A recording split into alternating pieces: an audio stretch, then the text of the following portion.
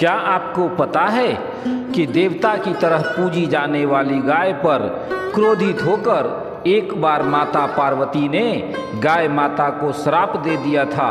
हिंदू धर्म में गाय को माता का दर्जा दिया गया है और माना जाता है कि जब भी आप अपनी रसोई में रोटी बनाएं तो सबसे पहले रोटी गाय माता के लिए निकालनी चाहिए। मगर ऐसा क्या था कि गाय माता को माता पार्वती ने श्राप दे दिया था।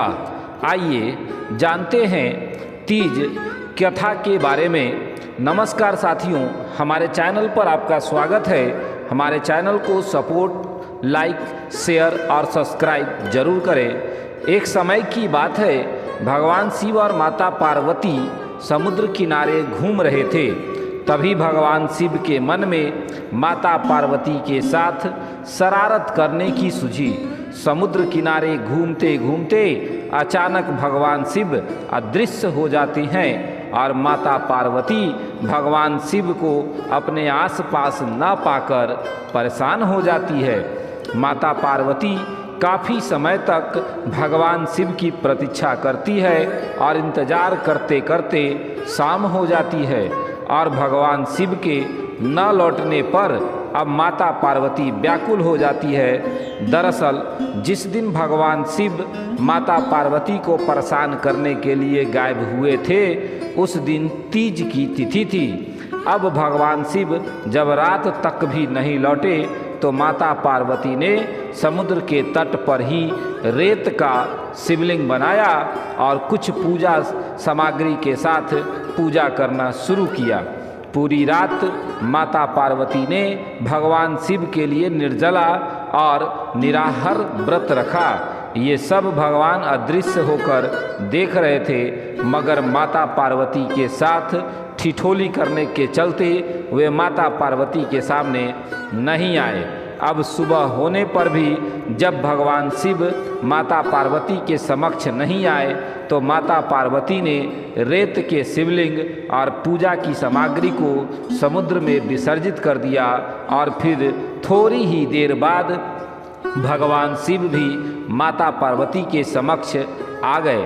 अब भगवान शिव माता पार्वती से ठिठोली करते हुए बोलने लगे, हे प्रिय, कल तीज की तिथि थी, क्या तुमने मेरी पूजा की? जवाब में माता ने कहा, हे प्रभु, मैंने आपका बहुत इंतज़ार किया और जब आप नहीं आए तो मैंने रेत का शिवलिंग बनाकर उसकी पूजा की। ये सुनने के बाद भगवान शिव कहते हैं कि मुझे आसपास कहीं पूजा की सामग्री तो दिखाई नहीं दे रही है। तो माता पार्वती कहती है कि आपके आने से कुछ ही क्षण पहले मैंने शिवलिंग और पूजा की सामग्री विसर्जित कर दी। अब भगवान शिव को पूरी घटना का ज्ञात तो था, मगर वो फिर भी माता पार्वती से ठिठोली करते हुए कहते हैं, मैं कैसे मान लूँ प्रिय कि आपने मेरी पूजा की है?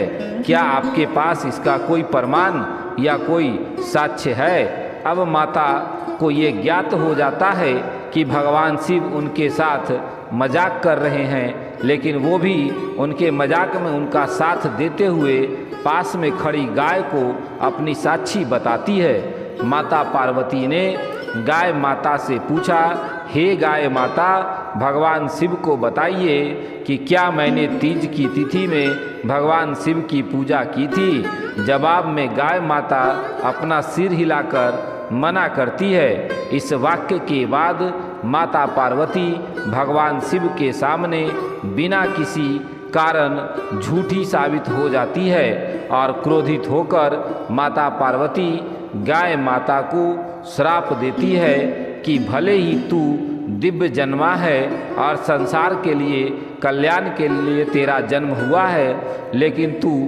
तेरे मुख से झूठी वाणी निकलने के कारण मैं तुझे श्राप देती हूँ कि इस मुख से तुझे जूठन खाना पड़ेगा। रसोई की पहली रोटी के साथ साथ तेरा आहार जूठन भी होगा।